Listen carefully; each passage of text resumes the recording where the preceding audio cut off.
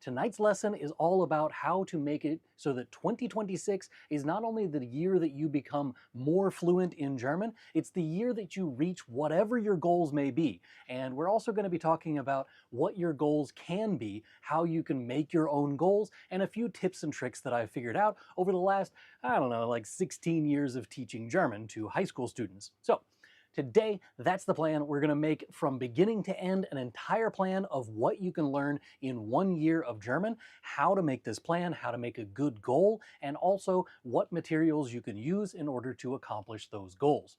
First thing, we're doing a plan here because planning is so much better than just having motivation all the time. You can't always be motivated, but you can always have a plan of attack when that motivation starts to kind of fall away or go by the wayside. So first thing on the list is when you say, I'll just learn whenever I have time, that doesn't work and why that doesn't work. We're going to talk about motivation that comes and goes, whereas systems like these will stick with you. We're going to talk about the difference between a learning year and a school year, because school year, around here anyway, is 9 months out of the year. So what do you do in those other 3 months? Well, don't stop learning, that's for sure. You should not be stopping your learning just because there isn't someone in your face every day of the week telling you that you need to learn more German. So, what do we do in those extra 3 months, and what does a full year of learning actually look like? Then, the last thing that you should have at the end of all of this, at the end of this live stream, you should have a fully functioning plan for the entire year with all of the things that you need in order to accomplish your goals. Now, that doesn't mean that you're going to have every single little video that you're going to watch throughout the year or anything like that, but it is going to be your overarching goal of the year and what steps you can take along the way in order to get to those particular goals. Very first thing that you should be asking yourself is, where are you now? Because if you can't answer this question, you won't be able to answer any of the other questions that I'm going to be talking about tonight. So, what is your current level? And this is my kind of too long didn't read version of what the CEFR, or the Central European Language Learning Criterion. I don't remember what it stands for, but it doesn't stand for the thing that I just said. Anyway, the point is that you have all of these criteria that are put together. What does it really mean? The bottom line is A1 and A2, this is your beginner level. This means that you can understand and use simple everyday language, and you can use this to communicate about the basics of stuff. I'll go into more detail of exactly what that means here in a minute, but for right now, just know that this is like, if you're starting at 0, that's A1. If you're starting at, like, I know like a little bit, I took like a semester long class, you're probably starting at A2. But we're going to get to those here in just a second. B1 and B2 means that you can communicate independently, meaning no one has to prompt you or help you out or give you a phrase or give you an extra vocab word or something like that while they're having a conversation with you. You should be able to express your opinion, and you should be able to master most situations, especially once you get to that B2 level. You should be able to talk about pretty much anything that you want about in German, no matter what it is that the situation may be. Now, there are some nuances that go in there, which is why C1 and C2 still exist above that level, but the general idea here is that you should be able to speak about pretty much anything that you want at the B1 and B2 level. Now, at the C1 and C2 levels, this is where we get to fluidity. We get to spontaneous and differentiated speech. And that's that nuance that I mentioned before. When you're talking about differentiated speech, that means, am I talking about something with formal speech whenever I'm talking about putting together a presentation or something like that? Or am I using something like I'm talking to a child and trying to help them find their mother in the park or something like that? Can I have that conversation with that child and still have nice conversational skills with that kid? So those are the kinds of things that we're talking about. And of course, you should be able to understand those kinds of things as well. If you go and watch Parliament, for instance, in German, you should be able to figure out what it is that they're saying and be able to understand these things. Maybe you would even be able to give your opinion about those things that they're talking about. Now, if you want to figure out which level you are at, I do have a list of stuff that you can download. That is simply just go to germanwithantrim.com. If you don't want to do the whole rest of the URL, you don't have to. You can just go to germanwithantrim.com, and at the top of the thing, there are 2 things that are at the top. The first one is my resources list, which we'll also talk about in this presentation. But the other thing is this iceberg download. And that is what things do you need to be able to check off and say, yes, I can do this, yes, I can do this, yes, I can do this? What do you need to be able to do at each of the levels? I have 6 different downloads for these, so there are different PDFs for each of the levels, and you can start at the A1 level and say, yes, I can do all of these things. If you can check all the boxes, you're probably at A2, and if you can check all of those boxes, you're probably at B1, and you can just keep on going down the list until you get to the end. It is completely free. All it costs is your email address, so go ahead and put that into germanwithantrim.com/iceberg download request if you want to go straight to that URL. If you want to just go to germanwithantrim.com, it is the second link on the list, I think, from my list of freebies that you can get over on my website. Lots of people have things that they say that they are underconfident about, and they have other things that they are overconfident about. And we need to address both of those things, because lots of people say, I am a B2 learner because I know grammar. No one cares if you know grammar. It does not matter in the slightest. If you can speak, if you can communicate at that level and use the grammar properly, great, that's wonderful. But the top level thing that you need to be able to do at literally all of the levels is not check off a box about grammar. It is, can I communicate about this? Can I communicate about this? Can I communicate about this in that way? Can I communicate about this in that way? And these kinds of things are what really matters, not necessarily if you can just tick some boxes of, yes, I understand grammar, yes, I understand which article to use in this time, which word order rule to use in this time, and all of those kinds of things. Part 2 that people will be overconfident about, they will say, I understand everything as long as I read it. Reading German is vastly different than listening to German. If you are hearing something in German, it is even more different than if you are watching something on a television, for instance. When you're watching something, you get visual clues that go along with whatever it is that you're watching. So if you're just listening to something, you've got a podcast in your ear while you're washing dishes or something. If you're doing that, that is a vastly different skill than sitting down and reading a book in German. Those two things are connected, yes, but they are not the same thing, and they are not the same skill set, and they are different on the exams that are going to test these kinds of things. So make sure that you can do both. It is not just about whether or not you can read in German. You need to be able to read and write and listen and speak. There's 4 different categories of things that are on every single proficiency exam that ever has existed. So if you can't do all 4 of those things, you are still deficient in your level.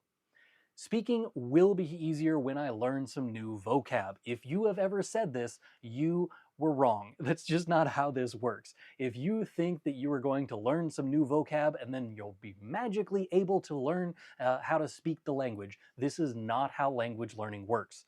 You need to be able to use vocab in context within a framework of sentence structures. So you may learn a phrase or two here, a phrase or two there. Then you might learn some sentence structure things. Then you tack on some extra vocab, and you can combine all of those elements together to create an actual conversation. If you can do all of those things together, that's when we finally get to the point where you're making progress along the way. It's not just about, if I learn vocab, I can communicate. You really can't.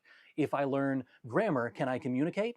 Probably not, especially if you don't also have the vocab part of it. But if you do both of those things, can you communicate?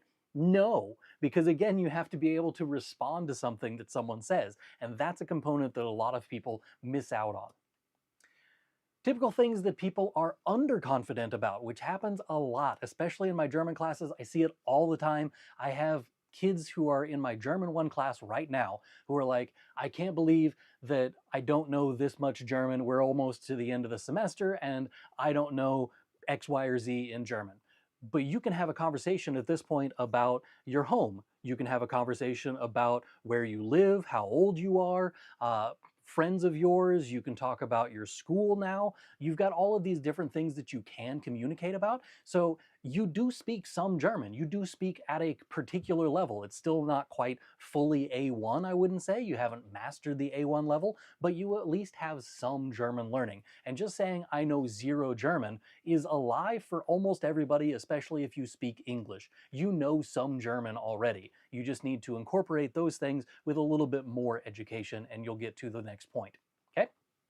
Mistakes means that I am bad, instead of just thinking that this is part of the learning process. If you think that making mistakes means that you are bad at the language, you're not thinking about it in the proper frame of mind. So I made a video about this that it was specifically just about this topic about a month ago or so. And I basically said learning to make mistakes means that you are still pushing your boundaries. If you're just comfortable and speaking German without any errors and you're not doing anything that you think is just wrong, you're probably not challenging yourself enough and you're not making progress towards more fluency. So, for instance, I am not a native speaker of German. I haven't ever said that I have been on this channel. I am not a native speaker of German. So if you thought I was, that's a good sign because I learned German well. But if you think that, I speak perfect German, I don't. If I go back and watch some of the live streams that I've done in the past, I see myself stumble over some words, or I will use the wrong gender here, or I'll get through the end of a really long German sentence, and I get to the end where I'm supposed to have the verb, and I've already forgotten what the conjugation was supposed to be.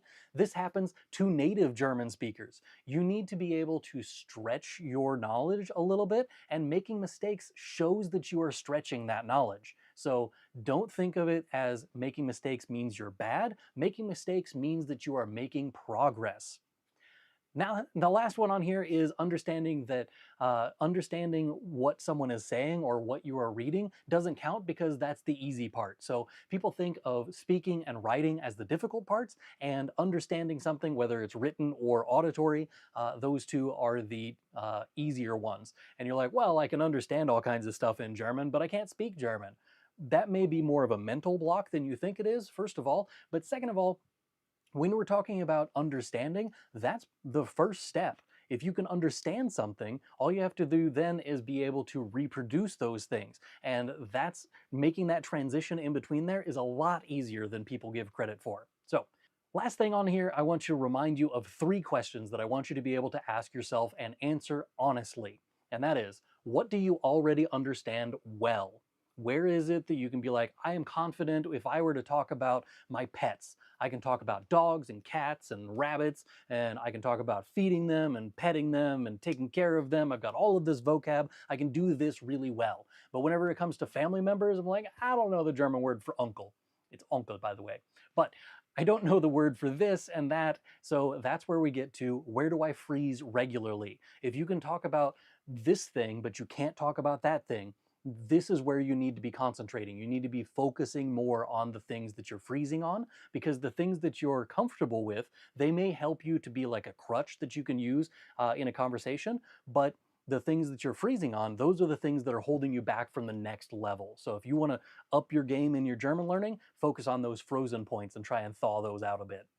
Last thing on here for these questions is, what do you avoid when learning German? Because that's the thing that is dragging you behind. So if you avoid watching German movies that are actually meant for German native speakers because they just talk too fast, that thing that you're avoiding is going to be on the exam. So you need to be able to listen to German native speakers. You need to be able to understand these things. And if you can't understand these things, that is going to be pulling you down and making it so that you kind of have this dead weight hanging underneath you, so you'll never be able to swim properly. Part 2 is about the goal setting part of this. And we need to start with another question, and that is, what does fluent mean to you? And I want you to write this in the comments right now. What does it mean to be fluent in a language?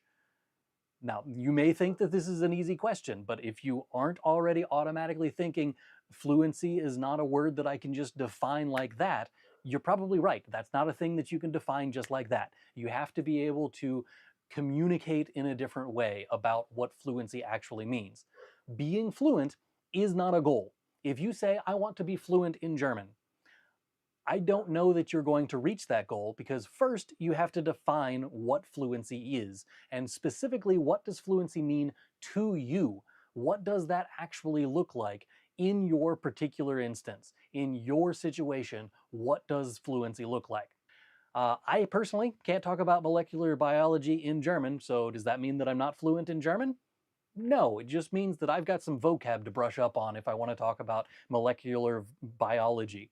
To be honest though, I probably need to brush up on some stuff in English before I can talk about that. So this is not about a fluency issue, this is about a knowledge base in general kind of issue, okay? What does it mean to be a good goal? Good goals are SMART goals, and if you haven't learned about SMART goals yet, you're going to right now, because SMART goals are the only way to make a goal that is actually good. Whether you think that you can make it a different way, you're actually probably just making a SMART goal and just not calling it that, okay?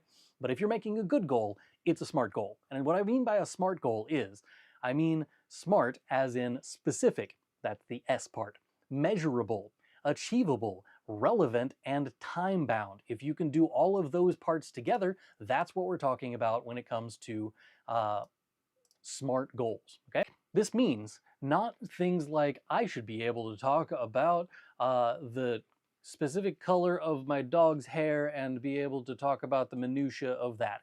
That doesn't mean that kind of specific. What I mean by specific here is I mean that you should be talking about what can you be able to do with the language so that you can actually see this progress. If you can communicate about the things that I have on my checklist, those things that I have on that download that I mentioned before for the iceberg list, those things are specific. They talk about can you express your own emotions? Can you argue a point in a discussion about politics? Can you give your opinion about this thing? Can you express disappointment? Can you talk about, like, let's say something goes wrong at your hotel. Can you complain about that thing? Can you communicate with other people about X, Y, or Z? It has to be specific, okay?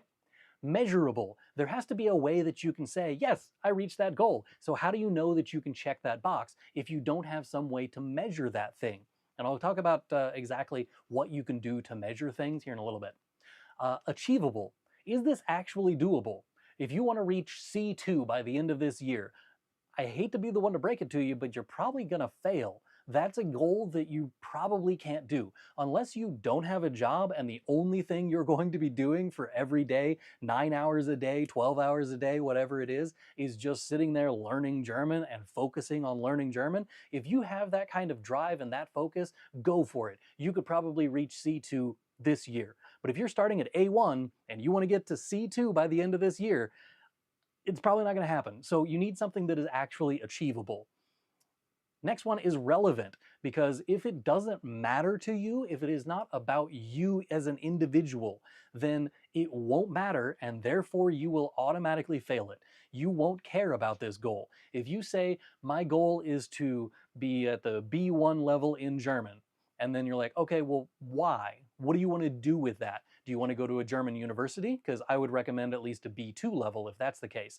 Do you want to just go and enjoy some stuff over in Germany? You want to go take a little vacation for a couple of weeks? You might be okay there, but you need to have like a goal in mind, something that tells you like, this is why I'm doing that thing, rather than just saying, I want to learn German because it sounds like fun. Okay, that's not a good enough reason. You need something more behind it. I want to be able to watch this movie in German. I've already heard people talking about Goodbye Lenin. It's a great film. Everybody says that it's amazing, but whenever I am watching a movie in German, I want to be able to watch a movie without having any subtitles. That's my goal. That's relevant to you because you want to watch that film, okay? That still counts as relevancy, so don't get too overwhelmed with, well, my why is not good enough. But the last one on the list is time-bound. If you don't give yourself a deadline, it'll never get done.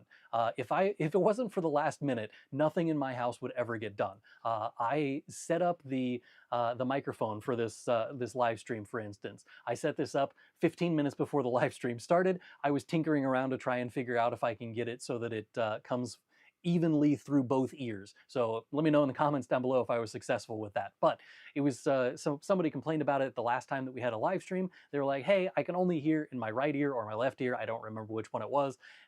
Is there something wrong with your microphone? And the answer is there was something wrong with my settings, but I waited until the very last moment to actually look into trying to fix that problem. Specifically, I waited from December when we had that last live stream all the way up until now. This is the moment when I decided to fix it, is right before the live stream started. So if it wasn't for the last minute, nothing would ever get done. If it weren't for deadlines, nothing would ever get done. So whenever somebody says, Like if you have a news article that you're supposed to be writing, the deadline is there because tomorrow the news comes out and you have to be able to have that in print. So if you don't have some sort of a deadline for yourself, say like at the end of this year, I'm going to be able to do X, Y, or Z, you need to be able to actually do that at the end of this year. And if you're not making progress throughout the year for that goal, you may need to reevaluate and look at that again, okay? So these are the categories of things: specific, measurable, achievable, relevant, and time-bound. And for those of you keeping track, yes, I still can't move my pinky independent of the rest of my hand. It doesn't work. So, 1, 2, 3, 4, 5. Anyway, specific, measurable, achievable, relevant, and time-bound, those are the things that make up a SMART goal. Next up, we have reaching B2. Is that a good or a bad goal? I want you to tell me in the comments right now. Just tell me, is this a good goal? Is this a bad goal? Why is this a good goal? Why is this a bad goal? I don't know. That's what I want to know right now. The second one on our list here is hold a conversation in German for 5 minutes about pets. Is this a good goal or a bad goal? And tell me why in the comments down below. We'll see what kind of reactions we get out of you down below in here. Reaching B2, is that a good goal or a bad goal? B2 is a good goal because it is measurable and doable. Okay, it does kind of hit the specific point. So it has, remember our SMART goals, we have specific. Is it specific? Kind of. If you go through like the checklist that I have on my website, you can make it more specific rather than just saying reach B2. You have to kind of define what does that mean. But once you've defined what that means, then yes, it's specific. Is it measurable? Yeah, there's an exam for that. Obviously, that would be measurable. Is it achievable? Yeah, people have reached B2 before. It's doable. Then we have relevant. Does it matter to you? There has to be a why behind here, and reaching B2 doesn't hit that mark. It doesn't tell us why you want to reach B2. I want to reach B2 because. If you don't have that because in there, your goal is still lacking something that is there, and that is the motivation for why you want to do this. I want to reach B2 because I want to study at a German university. I want to reach B2 because then I can communicate fluidly in most conversations that I get to in Germany.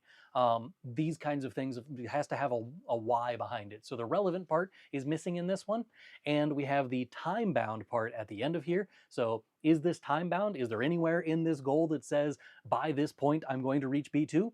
No.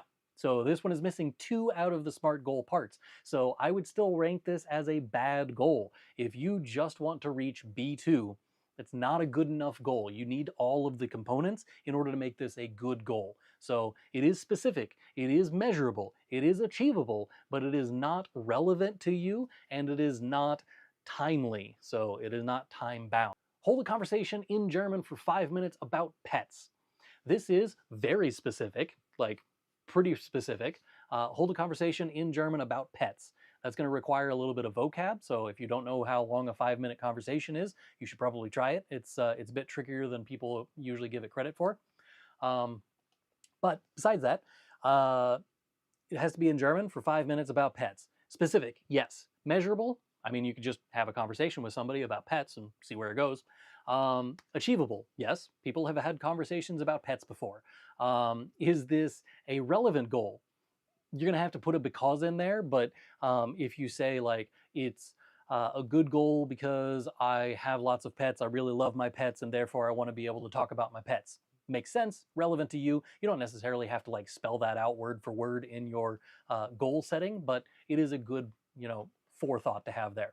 And the last part again is lacking. There is no time on here. And these are the 2 things, if you haven't noticed out of the goal setting that I've had so far, we have specific, measurable, and achievable. Those are the easy parts. The part that matters is, why do you care? Why does this matter to you? Why is it relevant to you? And number 2 on the list, is this timely? Is this time bound? Is there some sort of a deadline? I am going to do this by this time. By this time next week, I'm going to be able to talk about myself in context of my name, age, where I live, and a little bit about my pets. Okay, so do I have pets? Yes, I have pets. These are my pets. These are their names. Okay. I'm going to be able to do that by the end of next week. That is totally doable. You just need to kind of make your goals a little bit more thoughtful in the way that you make your goals. Learning goals versus communication goals. So learning goals would be like, I want to pass an exam. If you want to pass an exam, that's a decent goal. You're like, the exam is on this particular date. I need to be able to make sure that my level is at the right level before I take that exam on that specific date. Okay? There's a good goal behind that if you kind of work through all of the details there. But communication goals are the ones that go towards that goal. So a learning goal can be like, I want to make this, I want to take this exam. But in order to do that, I need to be able to communicate about this. I need to be able to communicate about this. I need to be able to communicate about this in that way. So whenever you get to like that B2, C1 level, that's where we get to that nuance and we start to look at, do I actually understand how to speak about this, but in a particular way, with a particular set of nuances. So when it comes to like B2 and C1 exams, for instance, a lot of times they're not just looking for, can you talk for a couple of minutes about whatever it is? They're looking about, can you talk about this thing in the past? Can you talk about this thing in the future? Can you talk about this thing in the past, but before that other thing, also in the past? Can you do all of these little nuanced things with the language rather than just, can you communicate about X? Okay, so communication versus learning goals. I just want to point out the difference between those two because those two matter. It's not necessarily saying that you need to do one versus the other, not one is better than the other or anything like that, but these are two different kinds of goals that you need to keep in your mind so that you know what it is that you're actually trying to do with these goals, okay? I've mentioned it a couple of times for goal setting. I have a template that is up there on my website for this. It is under the resources one. So if you go to germanwithantrim.com, the very first link on the page there says recommended resources. And if you want to just go straight to it, it's recommended resources 2025 because that's when I updated it last. But if you go to that page and fill out the information there, it will then just load up a page. That page says, here's a download for the resources list that I have, which is 27 pages worth of just resources that you can use to learn German. Fantastic stuff. All of the things that I have vetted myself and looked at saying, yes, this will actually work for people. So 27 pages worth of just recommendations for things to use. But the secondary part is the part that I actually want to advertise here, and that is the goal setting template. So I have a template on my website. It looks like this once you actually get into it. So there is the main page there is just the cover of it. But after that, we get into a little bit more detail about SMART goals and what that actually looks like in the framework of language learning. And then I have parts where there is a workbook kind of thing where you write out your actual SMART goals and we start going down the list of what it is that that actually looks like in practice, okay?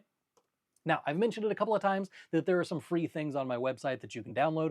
All it costs is your email address so that I can send you some stuff so that I can help you learn German along the way. And I'll send you things like I just sent out, if you're a subscriber on my email list, I just sent out the first chapter of this book that I wrote so people can read that. I also sent it with the workbook along with it, and I also sent the audio file that goes with that book so that you can listen to the first chapter and you can read the first chapter and you can do the activities that go with the first chapter so you really get the actual feel for, do I want to buy this book? And if you want to buy the book, great, there's links in the description, of course, for that. But I mention all of this is it's not just sign up for my newsletter so I can send you some emails. It's sign up for a newsletter so that I can help you learn German. Over the next year, I guarantee you some of these emails, not all of them are going to be relevant for you, but some of these emails that I'm going to be sending out are going to click and make these aha moments for you that will really make it so that your German learning year of 2026 is actually the year that you become fluent in German, whatever definition it is that you gave at the beginning of this video. So, long story short, there are a bunch of freebies that I have on my website, germanwithantrim.com. You can get the recommended resources thing. That's the very first one on the list. That one comes with the goal setting template. There's the Iceberg of German Fluency checklist, and that is where you can find out, am I at this level? Am I at that level? How can I self-diagnose what level I am? Can I do this? Can I do this? Can I do this? It's a checklist. It tells you whether or not you can do the things that you need to be able to do, from very vague things to very specific things. Then there is the verbs with fixed prepositions. This would be verbs that go together with a particular preposition. So things like denken an. Denken means to think. If you're thinking of someone, that's denken an. Ich denke an dich. I'm thinking of you. Okay? And that is a list of those. It's just like a sortable spreadsheet that I've created that has all of those on there. Then we have the irregular verbs, three principal parts of a verb. So that would be the infinitive, the simple past tense, and the perfect tense. And if you want a list of those, there's that thing on there. It also comes with pattern recognition on there so that you can figure out, like, why does this one do that and this one does that? Is there any logic to this whatsoever? Hint, hint, yes, there is. And there's a list in there for that. There's an adjective endings chart, so if you just need like a little cheat sheet to remember what the adjective endings are, or if you want to use that with a bunch of other things that are grammar related, I do have a grammar guide that is on there, germanwithantrim.com. All you have to do is put your email in and it will automatically send you all of these things. How much German can you really fit into your life? Because you can set these lofty goals like, I'm going to do this much German, I'm going to get to B2 by the end of the year, and I just started yesterday learning German. Great, that's a fantastic goal if you really have the time to do that. But two things are happening at the same time. The first one is this huge lie that says, I don't have time to learn German. No, you're just prioritizing something different. The example I usually give is we used to give free lunches to students at the school that I teach at. We gave free lunches during COVID. It was a thing at our state level. They gave a bunch of money out to school districts, and every student who wanted to get lunch at the school could have lunch at school, and it was free, and all they had to do is just walk up and grab some food, okay? That was a fantastic program. What happened after COVID? We ran out of money suddenly, and we didn't have money to feed the children anymore. Did we actually run out of money? No. We reprioritized the money that we had, and we put it somewhere else. We chose something else over feeding children, okay? While this is not as extreme with your German learning, I would say that if you are sitting around for 4 hours a night watching Netflix, at least do it in German. Like, you have time that you're using improperly, I would say, and you can make better use of this time. So me, for instance, I was doing this earlier today. I was waiting in the parking lot for my grocery pickup because we do online pickup now because it's just so convenient. I can't not do it. Anyway, so I was sitting in the parking lot for the grocery store and waiting on them to bring out some stuff. And I was listening to a German episode from RTL. They had some sort of little documentary thing, and I was listening to that. That helps me to keep up my German skills and make sure that I can still understand things in German. But those kinds of times when I'm just sitting around doing nothing, listening to German. When I'm washing dishes tonight, still doing that. I was listening to a different version of things. I think it was actually also from RTL, come to think of it. But you can do these kinds of things when you're doing mundane tasks. Vacuuming, put an earbud in, listen to some German. You're working on something that's mundane at work, put an earbud in, listen to some German music. You can do these kinds of things passively to help your German learning along. But when you need an active learning, when can you actively sit down and learn some German? I used to get up earlier during the summer, for instance, when I don't work, my wife doesn't work, my kids aren't going to school, we're all just home all the time. I would still get up at 5 o'clock in the morning. Why? Because they don't wake up until 7. So if I wake up at 5, I can get like 2 hours of stuff done in my basement. Now, for me, stuff getting done means that I'm making videos like these for my YouTube channel. But for you, that 2 hours might be studying some German. You might be reading a book. You might be watching a podcast. You might be watching one of my lessons, hopefully. But all of these things add up over time. You have time in your day that you can build in something. Do you commute to work? If you're commuting to work, what are you listening to on your way to work? Are you sitting on a bus on your way to work? Because if that's the case, you definitely have time to work on something in German.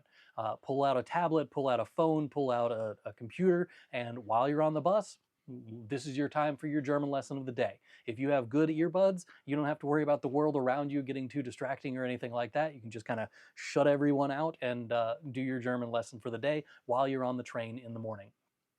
Realistically, you can do 10 to 15 minutes a day, and that would be an okay start. It's not good, don't get me wrong. An hour a day would be my actual recommendation for what you should do. About an hour a day would be great. But 3 to 4 times a week, you should be doing those longer lessons. It shouldn't just be 10 to 15 minutes every single day of every week. Then you're just going to spin your wheels. You're going to spend your 10 to 15 minutes reviewing the lesson that you did last time. And then the next day, you're going to review the lesson that you did yesterday, which is the same lesson that you did the day before and the day before and the day before. So don't put yourself into that spinny wheel of Duolingo doing absolutely nothing for 275 days streak, but I still can't speak German because it was on Duolingo. But 10 to 15 minutes a day realistically isn't going to make a whole lot of difference. But if you do 3 to 4 days a week that you're doing an hour instead, that will definitely boost. And then those 10 to 15 minute days that you have, those other 3 or 4 days of the week, those days you can use to review the things that you did earlier in the week. If you just want to use that time to go through some flashcards, don't really recommend flashcards all that much, different video on that. But if you're using these kinds of things, you can kind of plan your time accordingly, okay? Now, the important part is consistency beats intensity. If you can only muster 15 minutes that day, and that's all that you really have time for, and you've looked for those extra gaps of knowledge or gaps of time where you could put an extra German lesson or two, if you've really struggled and you only have 15 minutes, 15 minutes is good, but skipping a day, bad. Don't skip days. If you're skipping a day, this is where you start to have problems. It's the reason that Duolingo gives you those streak things, is you do make progress if you keep your streak.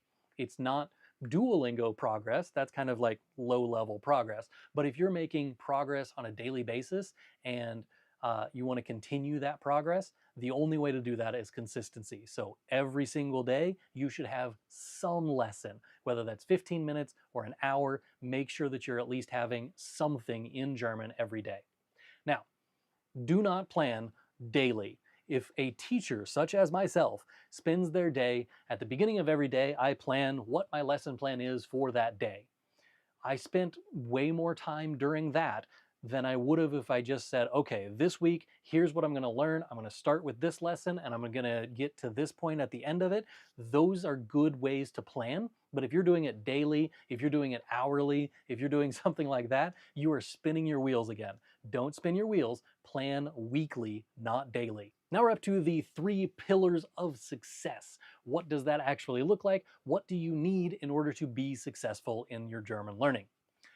First one on the list is input, of course. That means reading and listening. Listening also, by the way, includes watching. So if you're watching something on TV, watching a movie, watching a YouTube video, whatever it is, that still counts in the listening category, okay? But reading and listening, those are your 2 inputs. Those are how information gets into your brain. I'll smack my glasses off my head.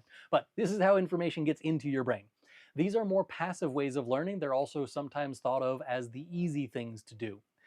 It takes a lot of this to translate to output. So you should probably be thinking of it as like a 60-40 rule. So 60% should be input, 40% output. At your earlier stages, maybe it's 80-20. Maybe it's 90-10. 90% is just you getting information from some source. And then 10% is like you trying to have a conversation in your head with someone else. Or it's you having a little dialogue with ChatGPT or something, okay? I'll show you a different option here in a little bit as well. So there's better options out there than ChatGPT. But make your choices based on your goals, your levels, and your interests. These 3 things can and should align. Your goals should be including, of course, the relevant part, and that would mean that your interests are also aligned in there. Your level should also obviously be there, because if you're picking a C1 level thing and you're at A2, you are going to understand 0% of that thing, okay? It's just not going to work. So you need to incorporate all 3 of these parts in order to get good input. So if you are A1 level, the super easy German videos from the Easy German channel, go to the ones that say super easy German. Those are the ones you want at A1. If you're going to the ones that are labeled like C1, C2, and you're trying to do that as a beginner, you're just going to overwhelm yourself. Don't do that to yourself. That's a good way to kill your motivation. So what you need to be doing is goals, level, interest. Make sure those 3 things are all being hit by your input that you're getting, because your input dictates your output, okay? If you don't have good input, your output will also suck. Output, that's where you're writing and speaking. So speaking and writing, these are the output things. These are also considered to be more difficult for most learners because you have to produce something on your own rather than just being like, yeah, I know what that says. That's a whole different skill set, okay? Communication is a two-way street. You have to be able to hear things, listen to things, then you have some sort of input from a person. You need those things first, and then you need to be able to respond to those things. Otherwise, you're not communicating. That's not communication. While a presentation is communication, the feedback from the audience is the second half of that conversation, that communication piece. So you can say that presentational mode is a communication, but how your audience reacts to that, that's the second part of the communication, okay? It's a two-way street. You can't communicate simply by listening. You have to be able to respond. Without a partner, it does work. You can do this in your brain, never have to say out loud a single thing. All you have to do is in your brain, you go through the drive-thru at McDonald's, and when you're done with your McDonald's order, and for whatever reason, they always tell you that you have to go up to a particular spot and you have to just sit there for them to wait to bring out your order. If you're gonna sit there like that, you can be like, okay, if I were in Germany right now, how would I have ordered this food in German? I would say, ich möchte eine Nummer eins. I would like a number one. And then maybe ohne Zwiebeln und ohne Ketchup und ohne Gurken. Like I don't want any pickles or onions or ketchup. If you're specific about those kinds of things. Ich möchte auch ein Pommes, etwas Pommes und eine Cola. So I'd also like some fries and a Coke. Okay? Ordering whatever it is that you did, you can do those things in your head. What would the other person have said to you in German? So they said on the speaker, they said, welcome to McDonald's, what can I get for you today? How would you say that in German? Do you know? If someone said it to you in German, would you understand that that's what they said to you? So these are the kind of things that you can do without a partner, okay?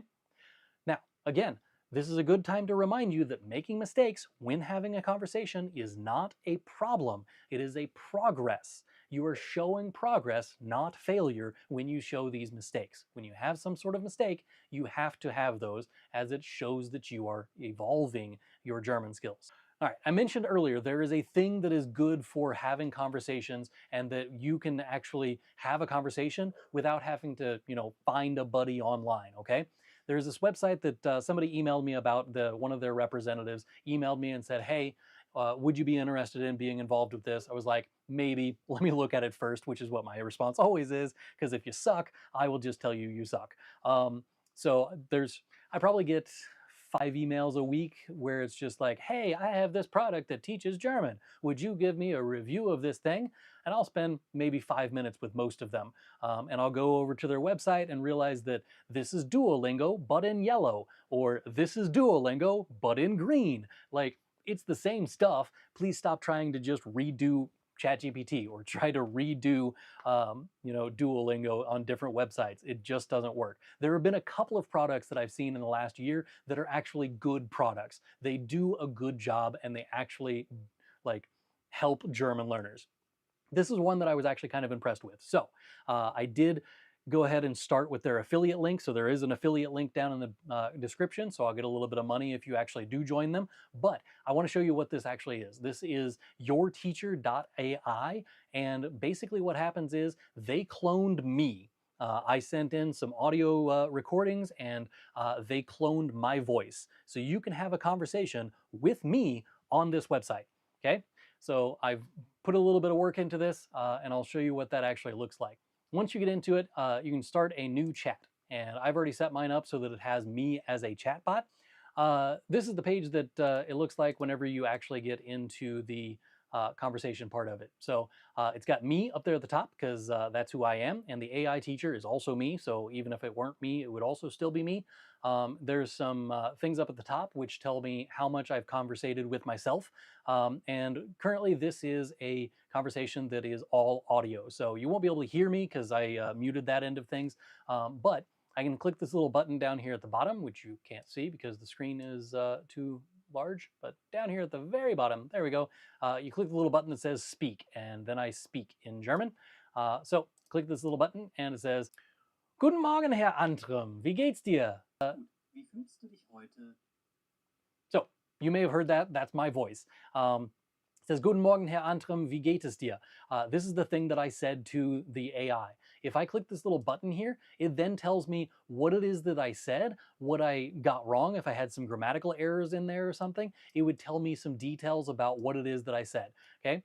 So I've mentioned before that you can just have a conversation with ChatGPT. You can say, Guten Morgen, ChatGPT, wir sprechen heute Deutsch. And then ChatGPT will answer back to you and say, hey, es geht mir heute auch gut, dankeschön, tschüss.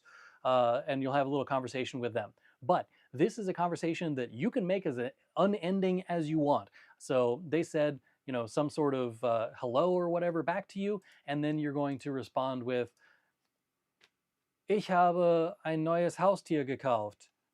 So I told it I have a new, I bought a new pet. Was für ein Haustier hast du gekauft? And my AI of myself responds by then telling me, you know, what it is that, what kind of a pet did I actually get. Let's say I want to make some sort of mistake. Ich habe einen Hund gekauft. Okay, I used the wrong gender of a dog. So it comes up and says, Ich habe einen Hund gekauft. Magst du Hunderassen? So we have a corrected version. So my AI comes back and tells me I should have said I have bought a dog. Ich habe einen Hund gekauft. And then if I go back to this little button over here, it does have, it says, no, you said eine Hund when it should have been einen Hund. And then it tells me why it's wrong, which is very important. And you can correct your grammar this way. If you want to add a vocab word to something, you can click on a word and it will tell you what the word is so that you can build your vocabulary off of this. So there's a lot of different features that I want to go into. I'm not going to go into a whole lot of detail for this particular website. I just want you to know that it exists. There is a link down in the description so that you can find that more easily. And this will make it so that hopefully you can have a conversation with me if you would like, or you can use one of the other German language teachers that's on there. And there's of course the affiliate link in the description. It is a great way for you to practice speaking German without having to worry about, am I embarrassing myself with this random German person I found on Tandem, or that random person that I found on mylanguageexchange.com, both of which are websites that I have recommended in the past, but they do have that awkward moment of like, here's our first conversation that we're having on Tandem. What does this actually look like? Oh my goodness, I'm socially awkward. You don't have to worry about that because the chatbot on that website will help you out every step of the way. And I really like that product. So I'll probably come out with a review of it at some point. But while I'm in the topic of output, this is usually where people struggle. Where can I go to practice speaking German? Right there. yourteacher.ai. And if you sign up via the link in the description, I make a little bit of money and that makes me happy as well. But what I really want to care about is whether or not you're learning German. And if you need somewhere to go and work on your output, that works. In addition to the speaking part, by the way, you can do text conversations and it will speak the words back to you so you know what they're pronounced as, but you can just type out a conversation as well and work on your writing skills that way. Third thing that you need, the third pillar of a successful German learning plan. What is that? Structure. If you are not structured in the way that you're learning, everything else is going to suck, okay? So a little bit of everything will slow you down. But the phrase has been, a jack of all trades and a master of none. Yeah, but there's also an addition. Maybe it's true, maybe it's not. I haven't actually figured out whether or not this is actually how that phrase works, but it says, but oftentimes better than a master of none. And that is, if you have, or a master of one, what am I doing? I can't even speak English. Anyway, so if you are only looking at, I can talk about my family and a family tree, and I can talk about how this person's related to that person, and I can talk about all of these intricate details and all of that, but then whenever somebody says, what are you interested in? What do you like to do on the weekends? And you can't answer it. You need more of the jack of all trades end of things than you do as the master of this one thing. If you can master using the coordinating conjunction, there's subordinating conjunctions, you can figure out all of the conjunctions, you know how they work, great. But does that mean you can talk about stuff? Or does it just mean that you checked a box on a grammar thing? So think about, what are you learning? Are you spending 3 months focusing on this topic? You're probably doing too much on that topic. You need to switch it up so that you get more variety, because if you're not changing the topic, you're not changing your vocabulary, which means you're not changing your communication, which means that you are not building your skills, okay? Review has to be part of your routine.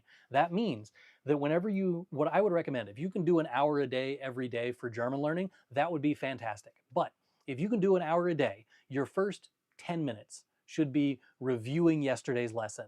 Here's a list of vocab, here's a conversation I read. If you're reading my book, for instance, what I would recommend is reading the first chapter, and then you're doing the workbook pages the next few days. Read the chapter again, or at least listen to the audio, because the audio is like 4 minutes long for a chapter. If you're just listening to the audio again, then go do the worksheet for the day. That will help you out to remember the vocab from the previous day, help you to review those things, and help you to then build on those skills so that you can move forward for the next day. Okay? Last thing on here is leave room for breaks and setbacks. So let's say I don't know, your car broke down or something and you have to spend way more time than you thought would be necessary going to the mechanic and dealing with all of those things that go along with the mechanic. Okay? That's a setback. That sucks. And if that happened on the time that you're supposed to be doing your German lesson for the day, maybe you can adapt, maybe you can overcome that kind of thing, or maybe you're forced to skip a day. You're forced to skip 2 days. You left your laptop on a train, or someone stole your laptop. Now you don't have a thing to do all of your lessons on. That's a setback. You may have to deal with that kind of setback. What are you going to do? Build that into your routine. Okay? I know that at the same time every year I have too much stuff going on and I will not get things done. Okay? There's 2 weeks out of the year every year I don't make YouTube videos. It's the last 2 weeks of December. If you didn't notice it, I didn't make any videos for those 2 weeks. And the reason I didn't is because I had things to do. Okay? So if you know that's going to happen, build that into your German learning routine. If you know that at the last 2 weeks of the year, you're not going to have time to learn German, your goal should be to learn German to that level that you want by December 12th instead of waiting until, the end of the month when Christmas and New Year's and all of the family gatherings and whatever. Maybe it's November that's a problem, because then you got Thanksgiving if you're an American and you got all these other family gatherings. But think about when you're not going to be able to learn German and build that into your routine so that you can get around it. So I know I won't be able to study German for this day, so what am I going to do instead? Well, I'm going to listen to a podcast while I do the dishes at least. I'm going to make sure that I have something in there. I'm going to rewatch a thing that I've already watched, but I'm going to use that as a way to recover some of the information I lost over a week. Building in your routine will help out with a lot of those setbacks, but building in breaks is almost just as important, because if you don't build in the breaks, you're going to kind of overwhelm yourself. You're going to get bored and you're going to have to come up with something. So we're going to come up with some tips and tricks for that here in a little bit with more of this presentation. But how do you go past those things? How do you build a learning process that makes it so that your breaks and your setbacks and anything else that may come up, how does that build into your routine and what can you do about it? Now this is the part where we start to put things all together, okay? We got to build this whole plan of what are you going to do with your German learning for this year. So we start with the main goal, the big goal, the pie in the sky. This is what I want by December 31st of this year. This is what I'm going to be able to do. That's your annual goal, your year's goal, okay? Then you're going to break that into 4 parts because there are quarters. Every 3 months, you should be able to say, yes, I hit another goal. Yes, I hit another goal. Yes, I hit another goal. And then whenever you get to the 4th one, it's the end. I reached the final goal. I've made it to the mountaintop, okay? In between that, you also need to have a monthly focus. That does not mean you have a goal for that month, but it does mean that you have a focus. So this month, I am going to focus on the A1 level. That means that I'm going to be focusing on myself, my family, my immediate surroundings, those kinds of conversations at the very basic level. That's A1, okay? That's going to be my monthly focus. I'm going to start my month. Week 1, I'm going to talk about myself. Week 2, I'm going to talk about my family. Week 3, I'm going to talk about my school. Week 4, I'm going to review it all and put it all together into a conversation with that AI chatbot that I talked about before. All of those things, perfectly fine. Weekly plans are then underneath all of that because I just did that off the top of my head with those weekly goals or weekly plans right there, okay? Now, example. So if you want to make it to B1, you want to pass the B1 exam by the end of this year, here's how I would do it. This is the exact plan I would do, okay? A1 and A2 can be done in the first 3 months. If you can't, you probably don't need to have B1 as your goal, but your first 3 months should be A1 and A2 content. And I'll show you what that looks like here in a minute, but start there. Quarter 2 and 3, yes, B1 is going to take both quarters. It's going to take you 6 months. Why? Because one, you are going to kind of spread it out. You don't need to speed your process up. If you want to reach B2, then you're going to have to, put A1 and A2 at the beginning, and then have B1 here and B2 for the next one. And you're probably going to have to cut down on the exam prep at the end. But quarter 4 for me, I'm going to put in exam prep. That means reviewing the things that you know, making sure that you have everything on the checklist, trying out some exams and all of that. So we're going to get into some examples of what that looks like now. Over here on the Q1 breakdown, the quarter 1 breakdown, what is it that we need to be able to do in this quarter? Personal information. This is all in the A1 and A2 list, by the way. So we have personal information, name, age, home, family stuff, job stuff, studies stuff. Those are the topics you should be able to cover. Your routine, simple conversations about traveling, shopping, restaurants, those kinds of things should be very basic conversations at the A1 and A2 levels, but they should be conversations you can have. 2 things that are specifically mentioned in the CEFR definitions of what these levels are. In A1 and A2, you need to be able to write a postcard, write notes to people, and write messages to people. Okay? You need to be able to write those 3 things. And if you can't write those 3 things, then you need to brush up on how to do that. Okay? So those things are very important. The last thing I would say is page 9 on my A1 list and page 10 on my A2 list. Those are the 2 pages where you're like, check, I can do that. Check, I can do that. Check, I can do that. If you can do the things on that page, the rest of the ones that are on the previous pages will kind of fall in line without that. Okay? And then take an online exam. There's a couple of examples that I'll put. I don't have them in the description right now, actually, I've come to think of it, but I've got a couple of them that I've tested in the past. I think one of them is from a company called Preply, Preply. But I've taken a couple of exams. I'll put them in the comment or in the description after this live stream has ended, because I forgot to do that. But take an online exam of some sort by the end of Q1, in the end of quarter 1, so after 3 months of study, so sometime in March, you should be taking an exam. Whether that's the A2 or A1 exam, you need to decide. I would actually recommend about halfway through, do the A1 exam, and then do the A2 exam at the end of March. But at the end of the quarter, you need to have an exam so that you can measure your progress and see, am I actually going to reach the goal that I told myself I'm going to do? I mentioned before pages 9 and 10 of the different things that I have. So on the left-hand side here, we have, I guess I'm mirrored. So on the left-hand side over here, the A1 conversational skills that you need to be able to do. We have cardinal numbers and ordinal numbers and telling time and names of the days of the week and blah, blah, blah, blah, blah, a bunch of stuff. You should be able to check off those things if you're at the A1 level.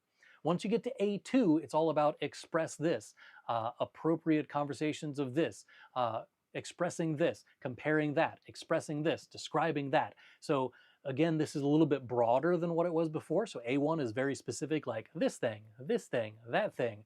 A2 is more broad. It's about expressing this, discussing that, describing that, okay? But again, you can get this from my website. It's the second link that's on germanwithantrim.com. Quarter 2, when we get to the second quarter of the year, if you're going to make it to B1 by the end of this year, these are the things you need to be able to do in quarter 2. You need everyday functional conversations. These are making and changing appointments, for instance, talking about problems and complaints, giving and receiving advice, explaining the rules and instructions to someone, talking about your emotions and reactions and preferences. That would be things like reacting to news, expressing your hopes, dreams, and wishes, comparing options, expressing preferences. There's some grammar stuff that goes along with that, especially when you get to the hopes, dreams, and wishes part. That's Konjunktiv 2. You need to be able to do those things, and how do you actually communicate about those things? Life situations, this is where we get to housing and bureaucracy and finances and budget and so on. Once we get into quarter 3, we do the other half of the B1, B2, or B1, actually just B1 plan.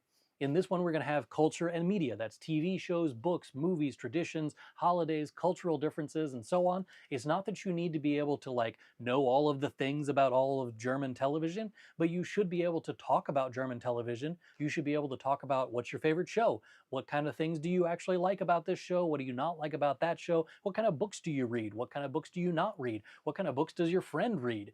What kind of movies do you know? Are there holidays in Germany that they do that are different than the holidays here in the United States? What are the cultural differences? Can you talk about those things in German? That's that B1 level.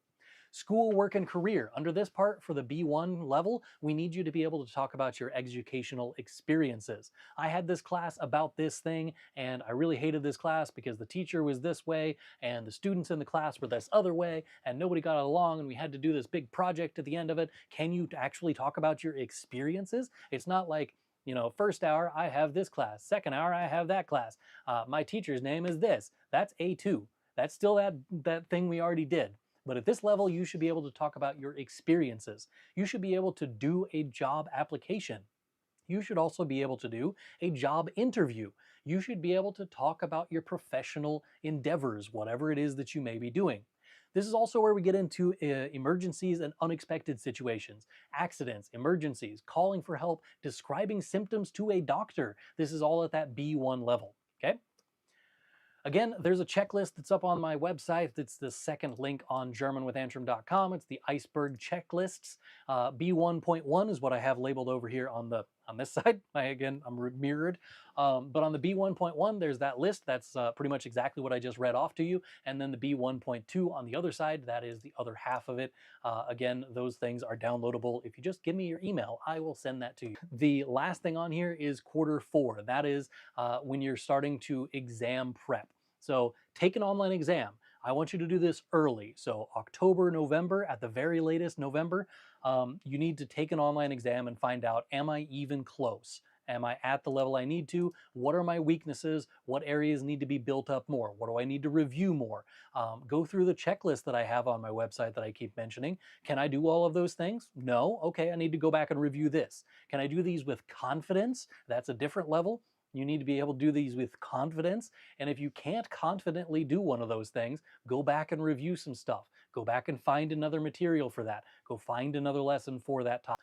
Mark out any of the areas that you need work on, build up the lacking areas, and then start investigating the exam itself. Because part of the problem with taking an exam is many of the people who are taking the exam haven't had an exam since high school, and that may have been 20, 30 years ago. So if that's the case, you don't remember what it's like to take an exam. So you need to know what's on the exam.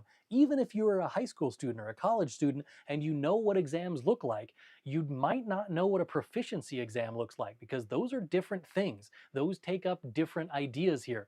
So which exam are you taking? Go look at their website. They have things on there that says this is the format. These are the kinds of questions you're going to need to be able to answer. Here's how we're grading your things. This is very important information for you to need to be able to do.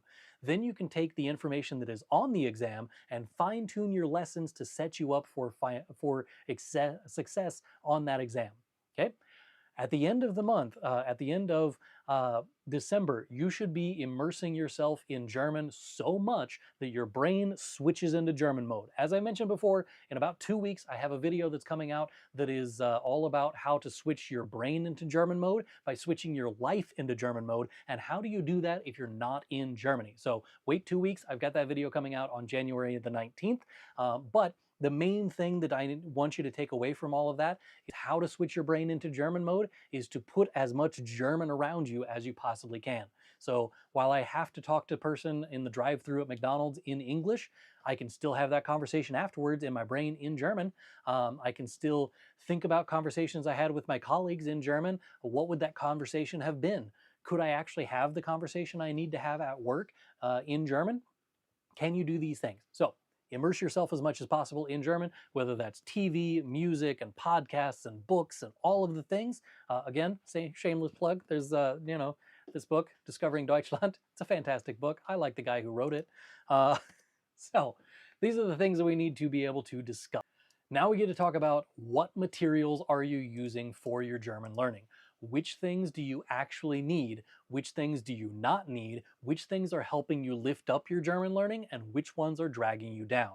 So, very first thing on the list is more materials does not mean more learning. If you have 25 lessons about pets in German, you are doing too much, okay? If you can do, like if you're trying to get to B1, you need like 6 lessons, 5 lessons maybe.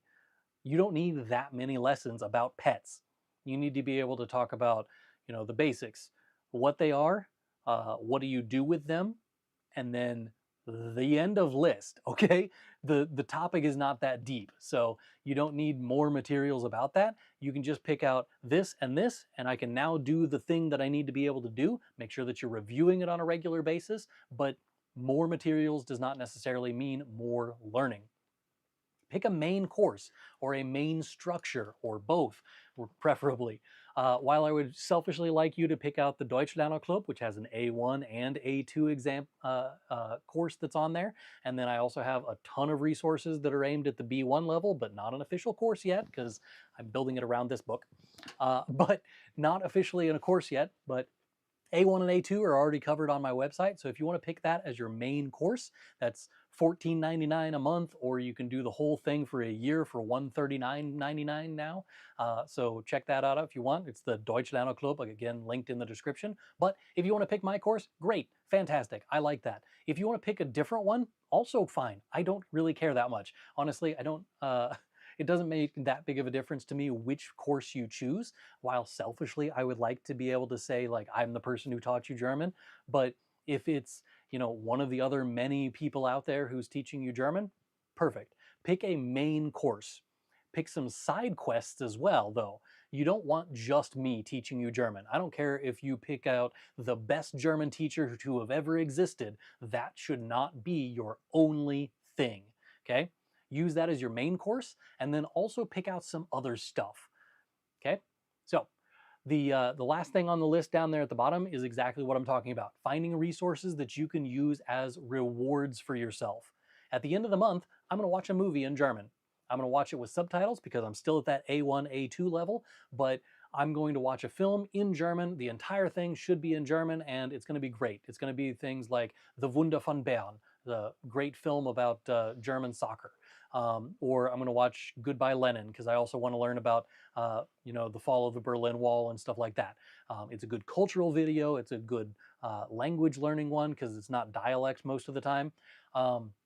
But I'm going to watch something in German at the end of the month. That's going to be a resource. It's going to help me with my German learning. I'm still going to take notes and stuff, but it is a reward as well. So that it's kind of a little treat at the end of the month, or at the end of the week. You can say, okay, now I'm going to watch a video from Mr. Wissen to Go, who has a fantastic YouTube channel that teaches you all kinds of random stuff. But find a thing that is both a German learning resource and a thing that would just be like, this is fun, yay! That reward thing for yourself. This will help you keep your motivation, and also if you build that into your system, your motivation will never go away, okay?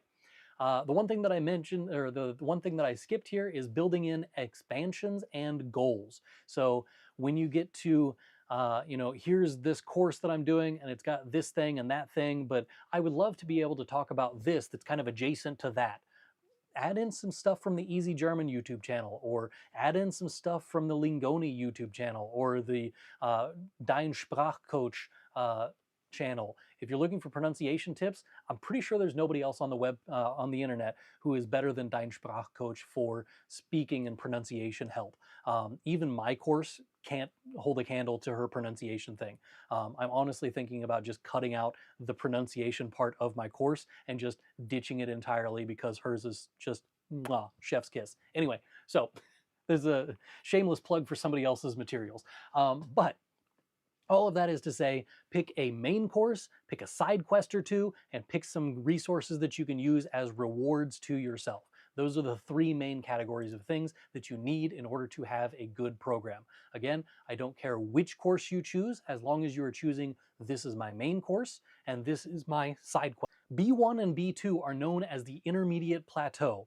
It will feel like a slog. It will take a while. That's why I had 2 quarters of the year, that would be half of the year, dedicated to just B1 on my pretend plan for the year. It's because it takes a while. It's the intermediate plateau. There's a lot going on in there. There's a lot of things that you need to be able to communicate about, and a lot of nuances in the way that you need to be able to use the language to communicate about those things that all happens in B1 and B2. And that is going to take you a lot of input, okay?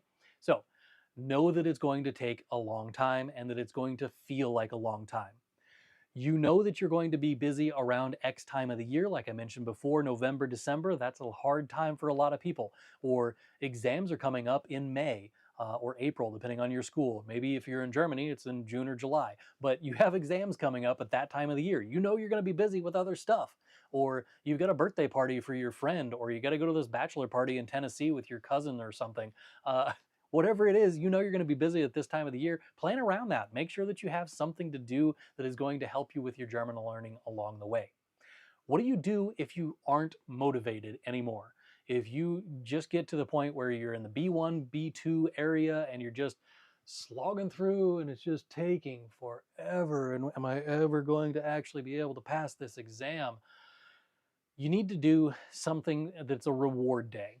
Pick a day where you're just like, all right, today, I'm going to do a German lesson that isn't a German lesson. I'm just going to sit back and watch, I'm going to watch Batman in German. I'm going to watch Batman, the animated series in German. If you can do that, that would be like my ideal way to spend a German learning. You're still learning German. You're still getting that vocab. You're still being able to recognize some stuff. You still got that learning progress still going, but this is a reward for yourself. This is like a, yeah, all right. Then, if you have another way, you can shrink your tasks down. Instead of doing like, I need to learn these 100 words by the end of the week. That's a lot. Maybe I'm going to do 10 this day, 10 the next day. Then I'm going to review some of them. Then I'm going to do 15 the next day. Start to shrink some of your tasks. Don't overwhelm yourself. If you're feeling overwhelmed, stop overwhelming yourself. Find something to reduce the stress that you have, whether that's just listen to a German motivational speaker or listen to a German meditation person and try and have them calmly tell you about how these things are supposed to be, like calm your mind, think about this, and calm your mind, but in German, so that it's both doing the stress relief and the German learning. Put those two things together. But shrinking your task, that's the one that I was talking about before I got sidetracked. Review what you know. Remind yourself you have made progress. That's what those checklists that I keep talking about, those are great for that.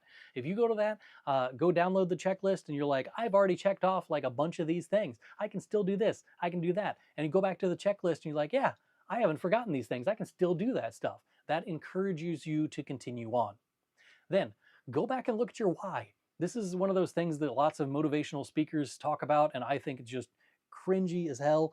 But if you know why you're learning German, it will help you to figure out what it is that you need to do next. Why am I still doing this? Man, it takes forever to get through the B1 level. Why am I still learning German? If you're feeling like that, look at your goal for the year. Why are you learning German? You did pick out a why at the end of the year. Is this still a good why for you? Do you need to readjust your goal? Do you need to reevaluate why you're learning German? Do you need to build in some extra lessons that will help you to reach that side version of that goal? So my goal is to reach the B1 level by the end of the year, and I can pass the B1 exam so that I can travel to Germany. Well, I just lost my job. Now I can't afford the trip to Germany, so now I'm just learning German for no reason. Maybe you're not. Maybe you're going to learn German so that whenever you get that new job, you can, move to Germany instead, and you can work for Bayer or something like that. Adjust your goal. If your goal is no longer relevant for you, it's not going to work. Your motivation is just going to disappear as soon as your why is disappearing. Bottom line, 3 things that you need to be able to do at the end of this presentation, because we're almost there. 3 things you need to be able to do. Where are you now? What do you want to be able to do? Not what level do you want to be at? What do you want to be able to do? Do you want to be able to pass the exam? Do you want to be able to speak about this? Do you want to be able to communicate with those people? Do you want to be able to travel to that place? What do you want to be able to do? It is not about, I need to be able to grammar something. Don't grammar. Grammar sucks, okay? Don't spend your time concentrating on that as a goal. That's not a goal. That's a means to an end. Okay, learning grammar is important. I have lots of videos on this channel about learning grammar, but it's not about learning grammar to learn grammar. It is about learning grammar to communicate with the grammar. It is, how do I use this to talk about that? How do I talk about that in this way with those tools? Okay, and then what are you going to do each week? What are you going to do this week? What are you going to do next week? You don't have to plan. Think of it as you don't have to fit this plan to your life. Your plan has to fit your life. It's not the other way around, okay? If your life only allows you to have an hour a day every 3 to 4 days, okay, that's where your lessons are going to take place. If you know that you need to spend time with your children, like that's an important thing. It's the reason that we do these live streams at the time that we do. My kids are in bed. That's why I can do the live stream right now. Okay, I plan my plan around my life, not plan my life around my plan. Okay, it doesn't work. You need to be able to do the things that you need to do, and you can't do that if you're not planning something that fits your. All right, recommended resources. I've mentioned these a few times. There's the free downloads on GermanWithAntrim.com. You can get the A1 through C2 level checklist so you know where you are now and where you need to be next. And then you can also get the recommended resources, which comes with the goal setting template. Those are also linked up on my website, GermanWithAntrim.com. You get both of those things perfectly free. All you got to do is put in your email address. If you would like to join my Deutsch Lerner Club, there is a link in the description where you can join my course. It is A1 and A2 courses. It comes with these books. They're off to the side here. I don't know if you can see those. I don't want to, trash these little statues that I have up here. But these books here, they are in the courses. So if you join the Deutsch Lerner Club, you automatically get a copy of those books. I would love to say that I have a course that goes with that book, but I don't yet, and that is a failure on my part because my goals were set too lofty. I was like, I'm going to make this course and I'm going to write a book, and instead I just wrote the book and I didn't get to the course thing. But long story short, you get the A1 and A2 courses. You also get access to pretty much every lesson I've made since 2023. This comes with bonus material. So it's not just the YouTube videos that I make on YouTube, but also worksheets, answer keys to go with those worksheets, and videos of me explaining the worksheets for most of them. So you can learn a lot more than what you're getting out of these YouTube videos. So if you're finding value in the things that I'm doing on this channel, you will love that Deutsch Lerner Club. Okay? It's all me, all the time, but it's bonus me instead of just the me that you see currently in front. The next live stream that I have is going to be about expressing emotions. We'll be back into the speaking only German for the entire hour long. This one seems to be a little bit longer than the hour that I usually talk down here, so getting a little bit of a sore throat and a little parched, but doing all right. So we'll go back to the old-fashioned version of these live streams for the next one, where we're talking about emotions, how to express your feelings in German, and this will be happening on February the 2nd. It's always the first Monday of the month, and it is the 8 p.m. for my time. That would be GMT -6 if you're one of those people who understands that. Otherwise, it is Chicago time. So if you look up what time is it in Chicago now, you can figure out what your time difference is from where I am. It's going to be 8 p.m. for me because that's when my kids are asleep. But for you guys, it's whatever time it is around the world. Why are we doing this? Because it's Valentine's Day, of course. Valentine's Day is coming up right around the corner past the February 2nd when I'm talking about this.